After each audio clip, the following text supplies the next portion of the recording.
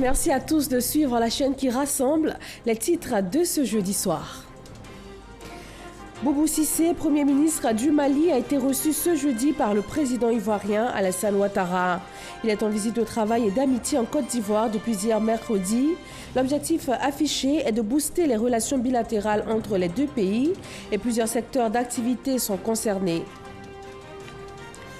Les travaux en commission peuvent commencer au Sénat, selon Jano Kwadjo Aoussou, le président du Sénat qui a d'ailleurs invité les sénateurs à relever les défis de l'équilibre démocratique afin de répondre aux attentes des populations après la mise en place du bureau et des commissions. Pose de la première pierre à Yamoussoukro d'un nouveau dispatching national en matière d'exploitation des réseaux électriques interconnectés. D'un coût de 25 milliards de francs CFA, le projet est financé par la Banque européenne d'investissement.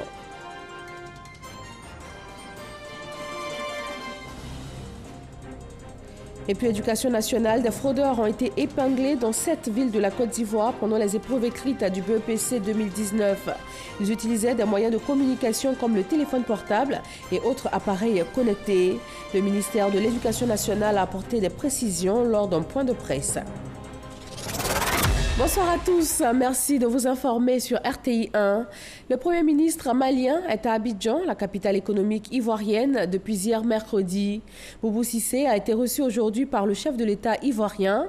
Les échanges ont essentiellement porté sur le renforcement des relations de coopération dans les domaines de l'énergie, du transport, du commerce et de la santé. Awa Touré. Le nouveau Premier ministre malien, Boubou Cissé, effectue depuis mercredi une visite d'amitié et de travail en Côte d'Ivoire. Il a à cette occasion transmis au président de la République Alassane Ouattara les salutations fraternelles du président Boubacar Keïta ainsi que la reconnaissance du peuple malien pour ses efforts et sa contribution à l'amélioration de la situation sécuritaire au Mali, à travers notamment la participation d'un contingent ivoirien à la MINUSMA. C'est une visite d'amitié et de travail. D'amitié et de travail dans un pays avec lequel nous avons des relations très anciennes, des relations qui se sont forgées au fil des ans par l'histoire, par la géographie, la culture et puis le brassage de nos différents peuples. Nous avons eu l'occasion de faire un point sur notre coopération, coopération que nous souhaitons consolider davantage, même diversifier. Aujourd'hui, coopération qui se porte sur le secteur de l'énergie et des échanges commerciaux entre nos deux pays, que nous souhaitons voir évoluer vers d'autres secteurs tout aussi stratégiques et d'intérêt commun pour nos deux pays, comme la santé, comme l'éducation ou la réalisation de projets structurants, d'infrastructures qui pourraient être communes à nos deux pays et qui pourraient booster nos échanges commerciaux. Donc nous nous félicitons des relations que nous avons. Nous souhaitons que ces relations puissent se développer davantage et puissent bénéficier à nos deux peuples respectifs. Le Premier ministre malien Boubou Cissé a par ailleurs exprimé sa gratitude au président Alassane Ouattara et sollicité son soutien et son accompagnement dans le cadre de sa mission. Également à l'agenda du chef du gouvernement malien, une rencontre avec la communauté malienne de Côte d'Ivoire. Le docteur Boubou Cissé et les ressortissants maliens ont échangé sur diverses questions, notamment la sécurité et la paix au Mali. Ils ont évoqué la question de la carte d'identité biométrique de la CEDEAO. Et face à ces différentes préoccupations, le Premier ministre du Mali a rassuré ses compatriotes sur la volonté de l'État malien à répondre à leurs attentes. À présent, un télégramme officiel de la présidence de la République de Côte d'Ivoire adressé à son Excellence M. Ismaël Omar Guelleh, président de la République de Djibouti. Monsieur le Président, la célébration de la fête nationale de votre pays m'offre l'agréable occasion d'adresser à votre Excellence, au nom du peuple et du gouvernement ivoirien, ainsi qu'en mon nom propre, mes vives et chaleureuses félicitations. En ces instants de célébration, je forme forme des vœux de santé, de bonheur et de succès pour votre Excellence, ainsi que ceux de paix et de prospérité pour le peuple frère de Djibouti. Je me réjouis de l'excellence des relations d'amitié et de coopération qui existent si heureusement entre nos deux pays, tout en souhaitant qu'elles se développent et se consolident davantage dans l'intérêt de nos populations respectives. Haute considération, c'est signé Alassane Ouattara, président de la République de Côte d'Ivoire. Direction Grand Bassam, le vice-président ivoirien y a été à l'inauguration du nouveau siège du VITIB, le village des technologies de l'information et de la biotechnologie. Daniel Kablan-Duncan a aussi inauguré une unité de production pharmaceutique. Chiram Kofi Abola. L'unité de production pharmaceutique Pharmanova de Côte d'Ivoire, inaugurée ce jour à Grand Bassam par le vice-président Daniel Kablan-Duncan, agit dans le domaine de la fabrication, l'exportation et la distribution des médicaments. Pour le ministre de la Santé et de l'Hygiène publique, elle constitue une garantie des emplois directs en même temps qu'elle va permettre aux populations d'avoir des médicaments à moindre coût. Le ministre a par ailleurs salué la coopération avec l'Inde et le Ghana, dont cette unité est le fruit. La construction du laboratoire Pharmanova, que nous avons le plaisir d'inaugurer ce jour, répond à cet impératif de développement du secteur pharmaceutique national, faisant de notre pays un acteur important et incontournable dans l'industrialisation pharmaceutique de la sous-région.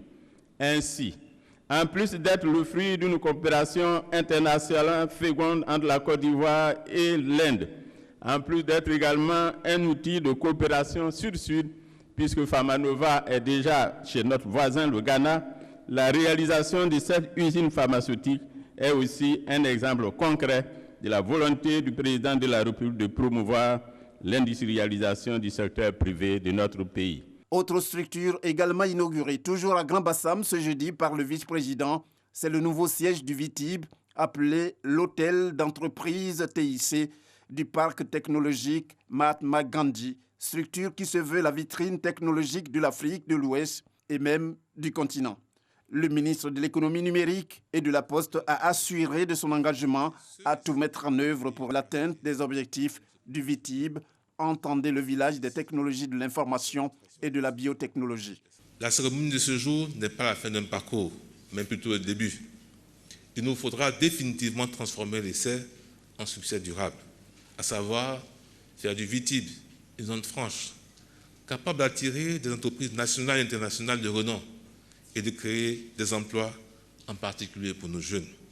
Le ministère de l'économie numérique et de la Poste, pour sa part, prend ici l'engagement ferme, en tant que tuteur technique, de créer les conditions favorables pour la poursuite de cette dynamique d'appauvrissement des infrastructures technologiques résilientes et durables.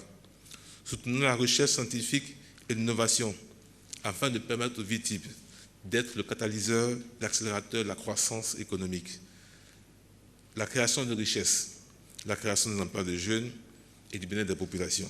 Pour le vice-président Daniel Kablan-Duncan, tout ce qui se fait en matière de développement technologique s'inscrit dans la vision du père fondateur de la Côte d'Ivoire moderne, feu le président Félix Houphouët-Boigny, vision aujourd'hui poursuivie par le président Alassane Ouattara. Le recours plus accru au savoir et à l'innovation aidera la Côte d'Ivoire à mettre en œuvre les nombreuses initiatives de développement actuelles et futures dans les secteurs de l'agriculture, de l'éducation, de la santé, des transports, des finances, de la sécurité, etc.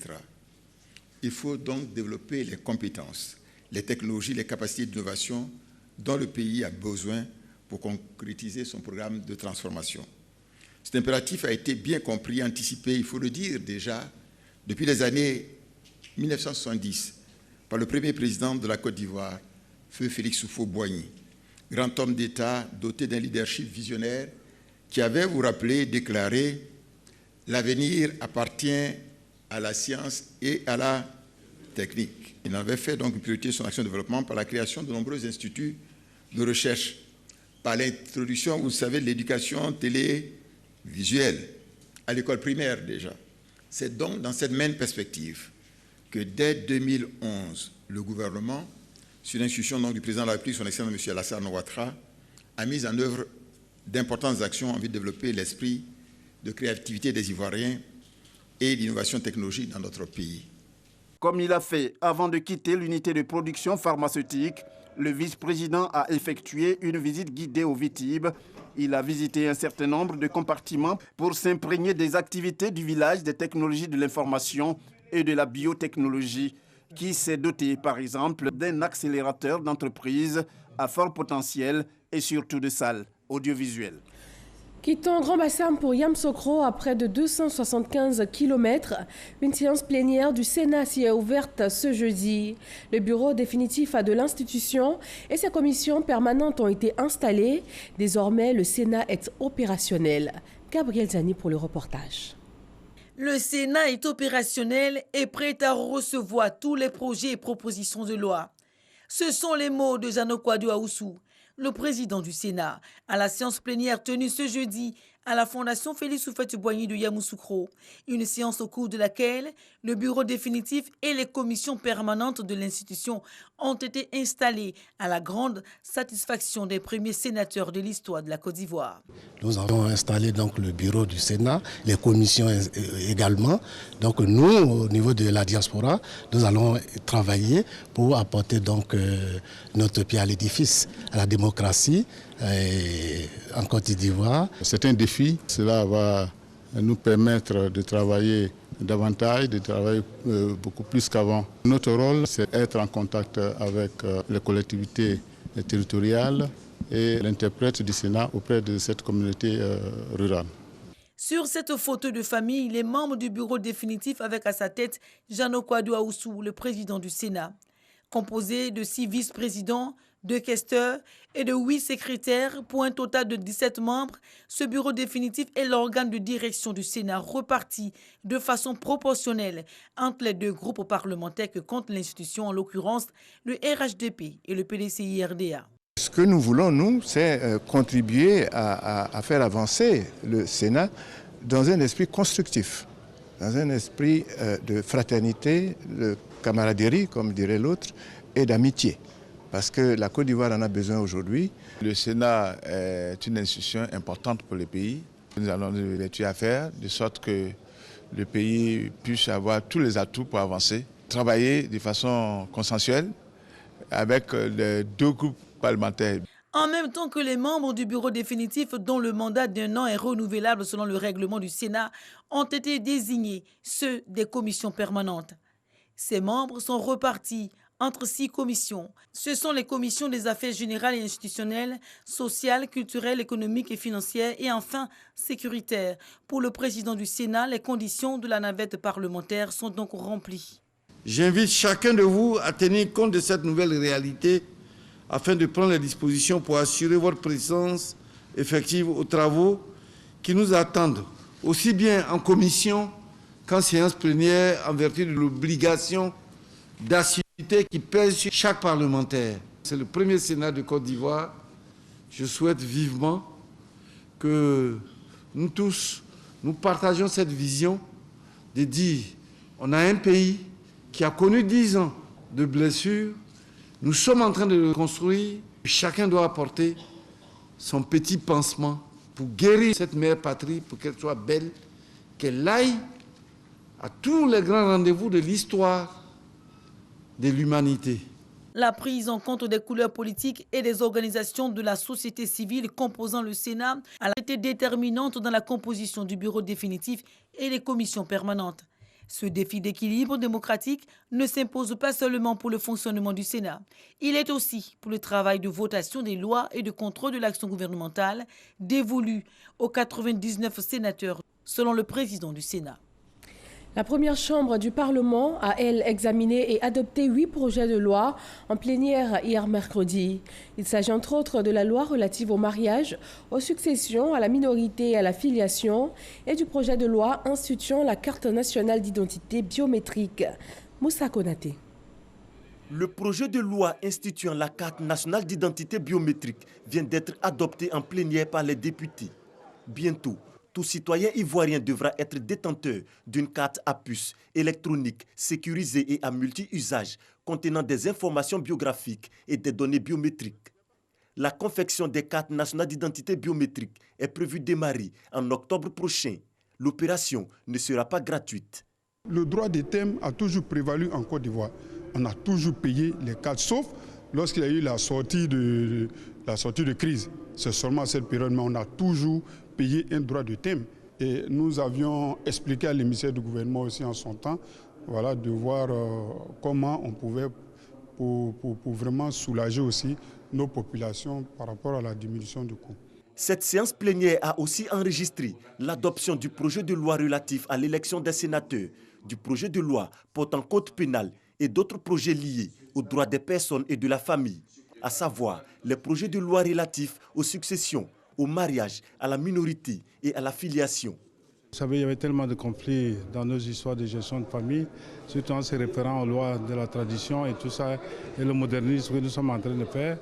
Il est tout à fait normal que les lois que nous venons de voter sont des lois qui vont apporter beaucoup de cohésion. Parce que des enfants qui sont nés hors mariage, qui étaient laissés pour compte aujourd'hui, seront bien sûr avec cette loi prise en compte. L'enfant n'y est pour rien. Il lui faut son avenir, il faut succéder à son père, il faut qu'il ait les mêmes droits que les enfants dits légitimes. Les députés ont également donné leur accord pour le projet de loi portant code de construction et de l'habitat. Un dispositif qui vient corriger certaines imperfections constatées dans le secteur. Les drames que nous voyons aujourd'hui, dus à l'anarchie, des constructions qui ne sont pas contrôlées et autres, donc ce code vient mettre fin à tout cela. Désormais, vous avez des ingénieurs conseils qui vont assister tous celles qui ambitionnent de se donner un habitat.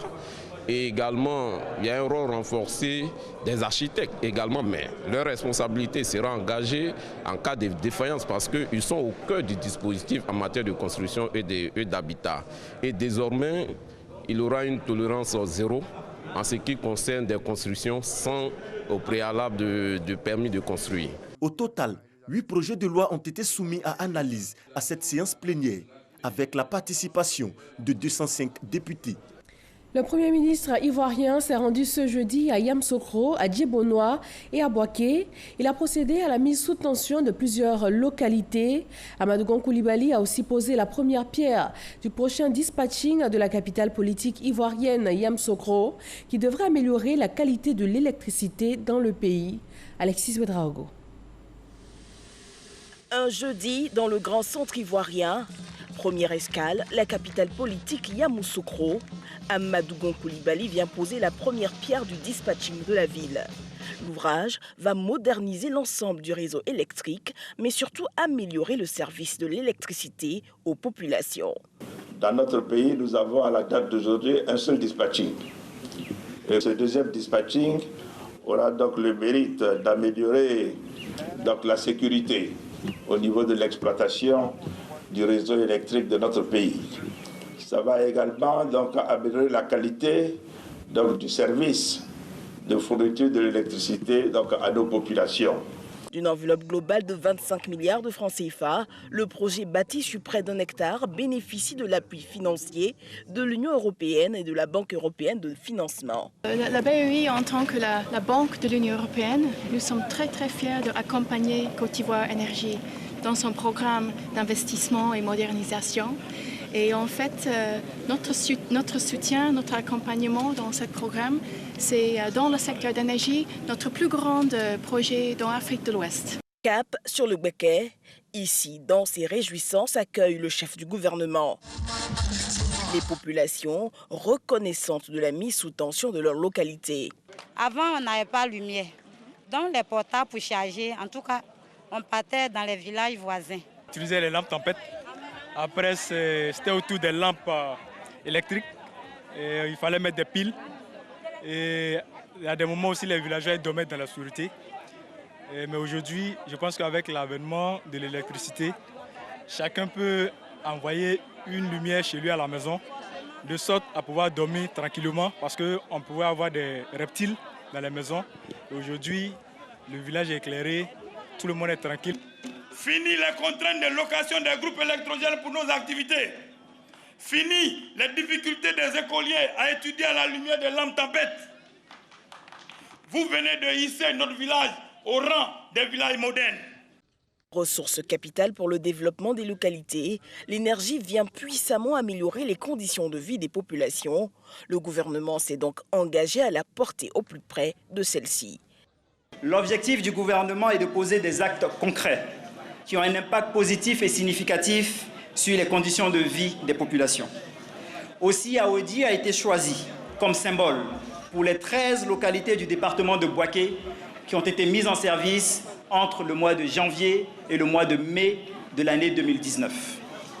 Ces travaux d'électrification et de branchement constituent une étape importante dans le développement du département de Bouaké, dans la mesure où ils vont transformer positivement la vie des populations, notamment celle de nos jeunes, qui pourront dorénavant étudier plus longtemps. Une dizaine de chefs de village et de quartier ont reçu des mains du Premier ministre des lampes basse consommation pour un usage optimal de l'électricité dans leur localité. Nous sommes venus pour montrer un exemple ici, donc à Ondji, des villages qui bénéficient d'électricité. Nous avons également, dans le cadre du programme social concernant l'électricité, le programme électricité pour tous, qui permet, puisque l'abonnement coûte 150 000, on a permis que ce soit étalé sur 10 ans, en payant donc en première somme 1 000 francs. Mais dans le cadre du programme électricité pour tous, en plus de cela, chaque année, 200 000 abonnés, leurs 1 000 francs seront payés par l'État.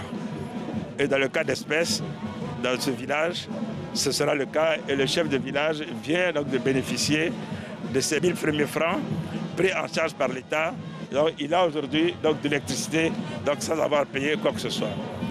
Dernier point, on donne des lampes de basse consommation. Ça veut dire que non seulement l'électricité leur est donnée, mais après les factures qui viendront seront des factures qui seront à des coûts réduits parce qu'ils ont des éléments de consommation qui consomment peu. Amadou Gon Coulibaly a insisté sur la nécessité de comprendre le programme d'action sociale du gouvernement.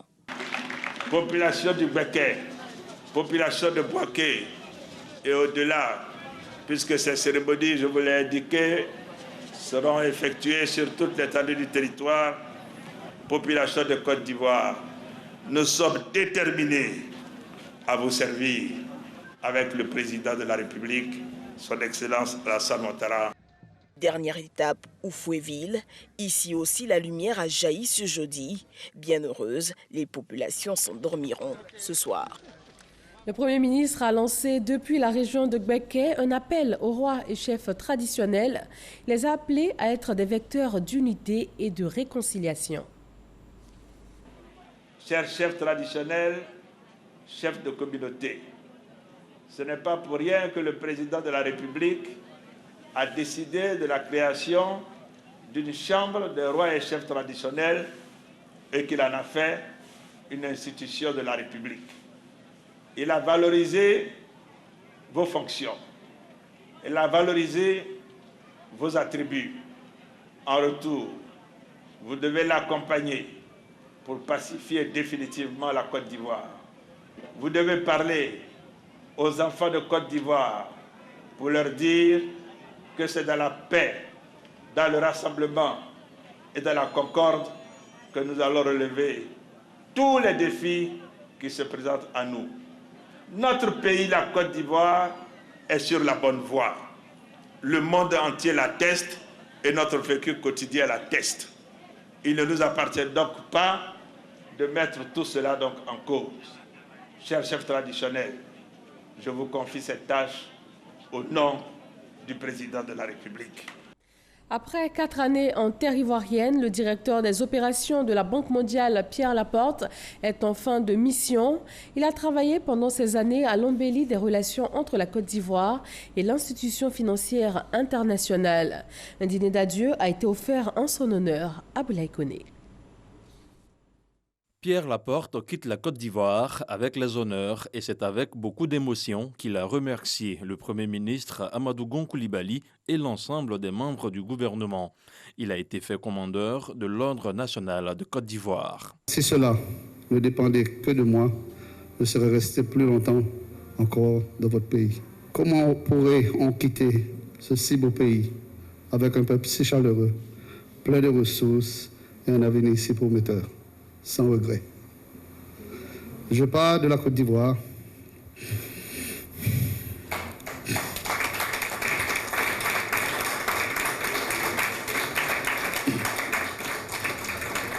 Mais je ne quitte pas définitivement votre pays. Le chef du gouvernement a salué la mission en Côte d'Ivoire de Pierre Laporte, une mission accomplie avec brio.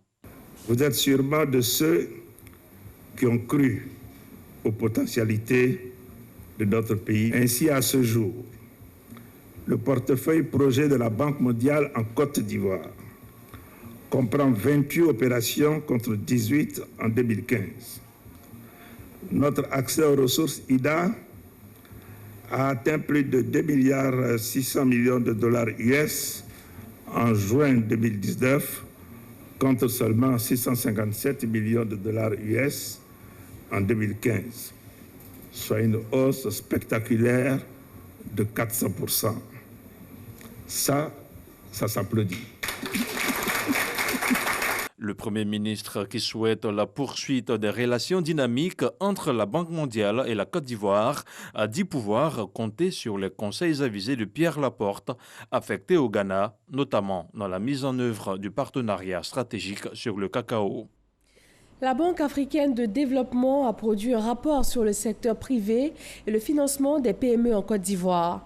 Il révèle 4 axes stratégiques que sont l'industrialisation, la compétitivité du secteur privé, la bonne gouvernance, la contribution des PME à la création des richesses. C'est un rapport qui a coûté plus de 200 millions de francs CFA. Il a été remis au Premier ministre Amadou Gon Coulibaly. Dans la journée d'hier, mercredi, un accord portant réforme de la commission électorale indépendante a été signé. Plusieurs membres du gouvernement, des responsables de groupements et de partis politiques de l'opposition ont pris part à cette rencontre importante pour la mise en place d'une commission électorale indépendante consensuelle. Aboulaye Koné.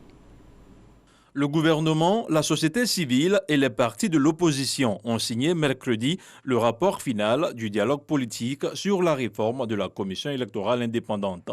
Le document, qui contient des points d'accord et des points de divergence, sera transmis au chef de l'État, Alassane Ouattara. Ce que la LMP a toujours souhaité, c'est que ce pays parvienne, de temps en temps sur des questions majeures, à trouver une entente minimum. Nous avons toujours œuvré pour cela, depuis 2012. Mais il était important qu'on se parle. Parfois, il est plus important de se parler que de parvenir à un accord parfait. Le RHDP s'est réjoui du fait que ces discussions se sont passées dans un cadre fraternel, un cadre convivial et surtout dans un esprit de fraternité. Nous avons décidé de participer au développement de la Côte d'Ivoire. C'est plus de 6 séances que nous avons eues avec le gouvernement. Je pense que nous sortons de là très soulagés pour que la Côte d'Ivoire ait une CEI indépendante. Au niveau des accords obtenus, les groupements politiques et les organisations de la société civile ont adopté les retraits du représentant de l'Assemblée nationale, du représentant du ministère de l'économie et des finances, des confessions religieuses et le maintien d'un représentant du barreau. Chacun a pu s'exprimer à bâton rompu en exposant, en argumentant. Nous espérons que le gouvernement saura tirer le meilleur parti pour pouvoir sortir pour la Côte d'Ivoire et dans l'intérêt de la Côte d'Ivoire une commission électorale conforme à nos attentes et conforme à la commission et consensuelle. Les discussions se sont déroulées sans le PDCI, Parti démocratique de Côte d'Ivoire, et Ensemble pour la démocratie et la souveraineté, EDS. C'est une première dans l'histoire des relations économiques entre la Chine et les pays africains. Des opérateurs économiques chinois et africains réunis sur un même site d'exposition, avec plus de 50 pays africains invités, dont la Côte d'Ivoire qui a fait partie des 5 pays à l'honneur. Les potentialités économiques et culturelles du pays ont été présentées aux visiteurs. Michel Digré est notre envoyé spécial à Changsha, en Chine.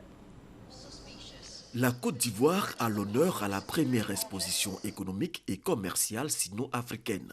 La délégation, conduite par le ministre des Affaires étrangères Marcel Amontano, a présenté le riche patrimoine agricole et culturel du pays.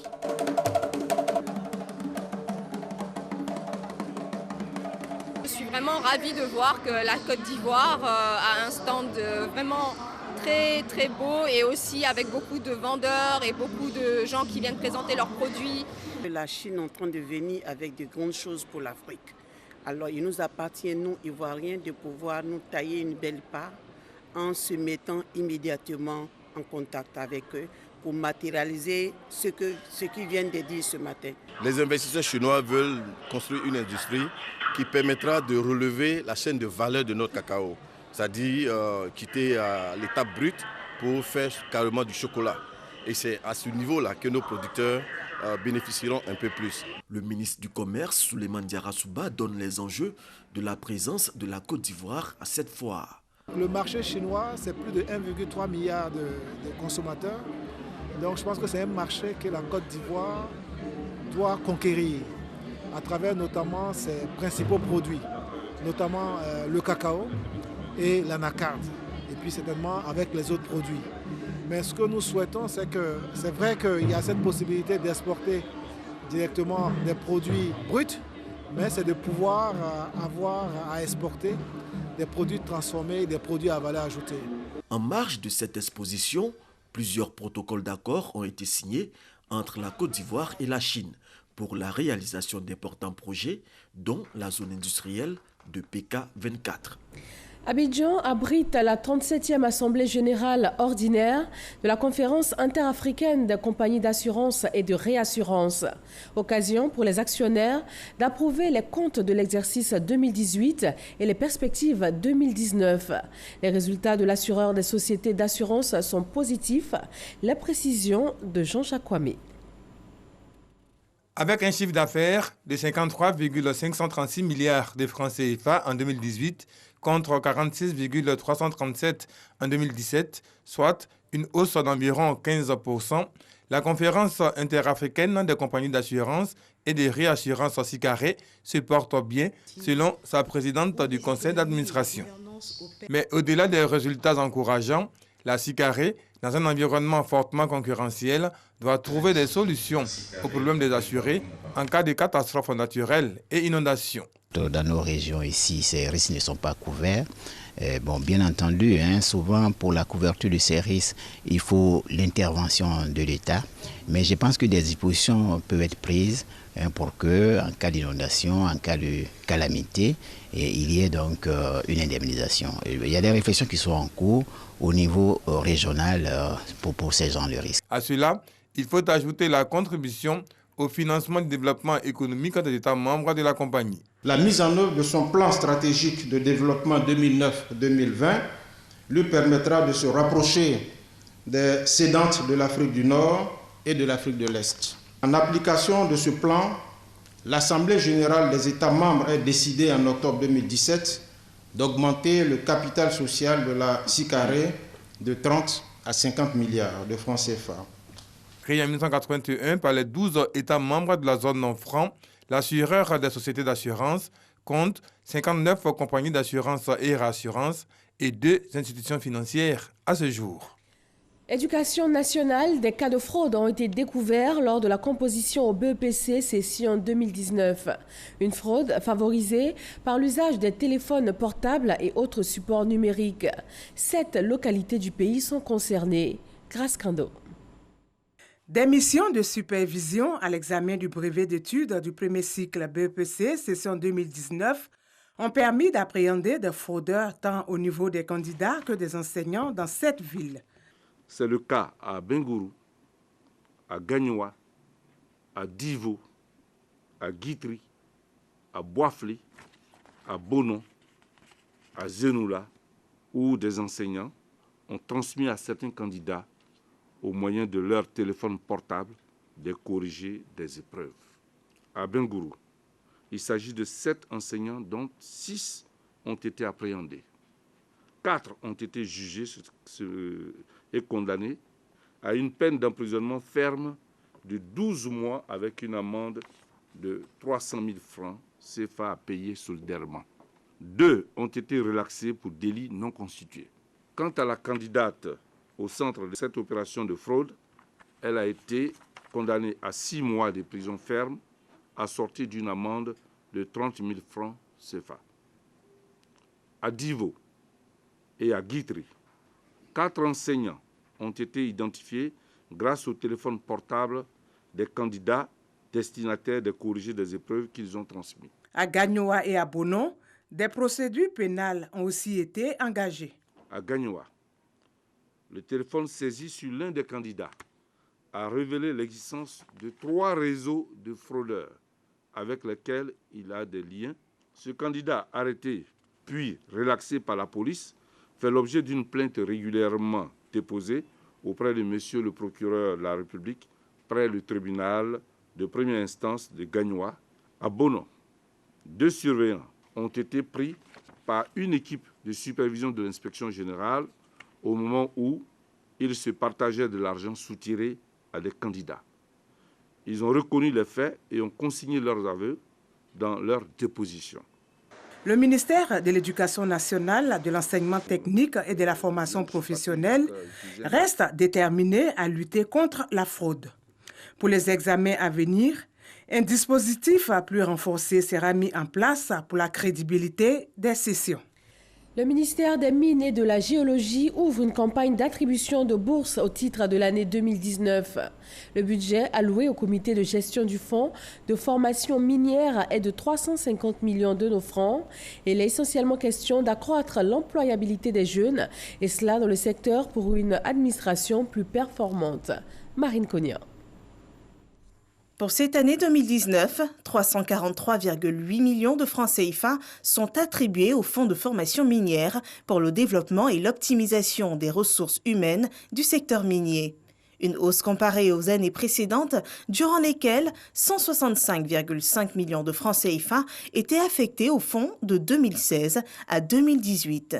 Dans ces 343 millions, 35% aillent à la formation et à l'amélioration des compétences de l'administration qui vous sert, 25% pour vous aider à mieux former et à mieux perfectionner ceux qui travaillent pour vous et avec vous, 40% iront à la formation des élèves et étudiants qui vont embrasser la formation dans le domaine des mines et carrières. Le lancement de cette campagne était également l'occasion pour le comité de gestion du fonds de formation minière de présenter le point de ses travaux depuis son installation le 25 janvier 2019. Le comité de gestion a tenu 9 sessions dont les réalisations majeures sont les suivantes. L'élaboration d'un projet d'arrêté interministériel, la réalisation de l'état des lieux de la formation avant l'installation du comité, la réalisation du point des contributions à la formation, les formulaires de sélection, grilles de sélection, thématiques. En plus de l'octroi des bourses, les opérateurs miniers et le ministre ont convenu de la création prochaine d'un centre de formation minière pour formater des agents répondant aux attentes réelles des entreprises minières.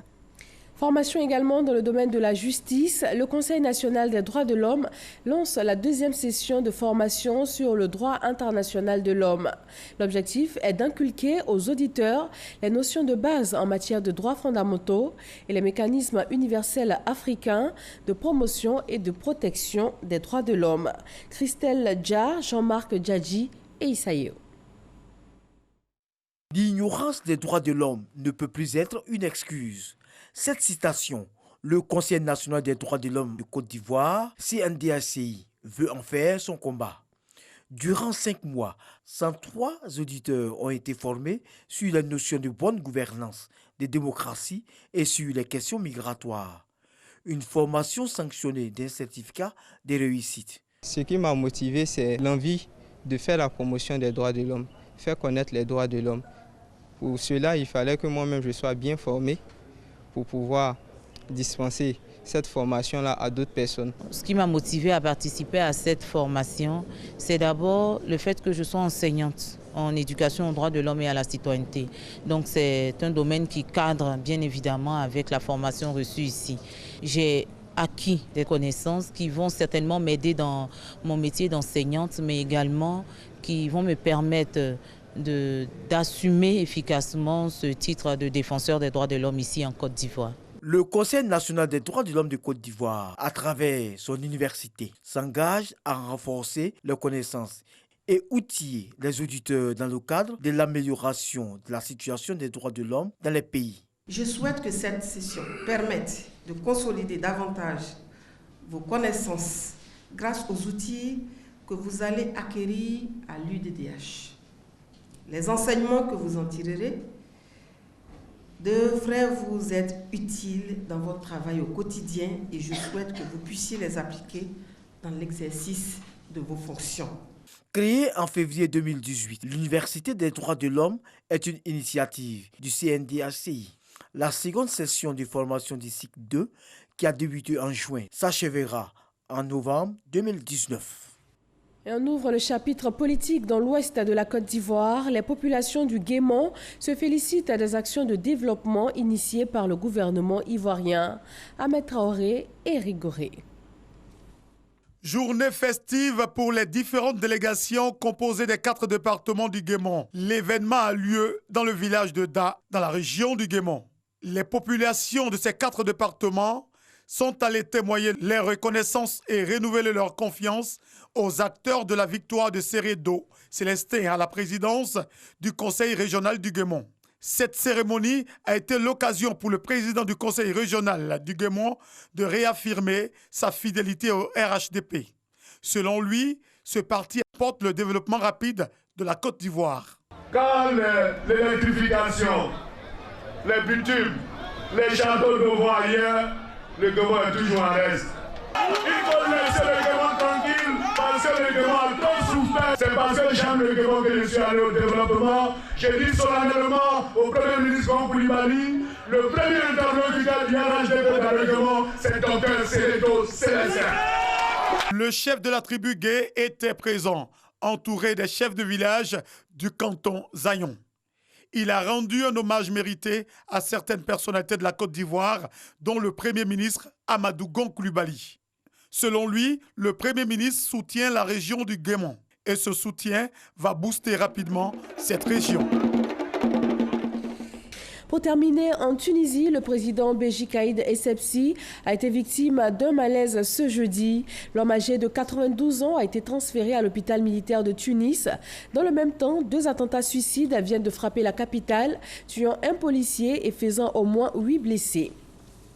Merci de votre attention. Restez connectés à l'information sur les www.rti.ci. Demain soir, retrouvez Marie-Laure Ongoran chez RTI 1. Bonne fin de soirée à tous.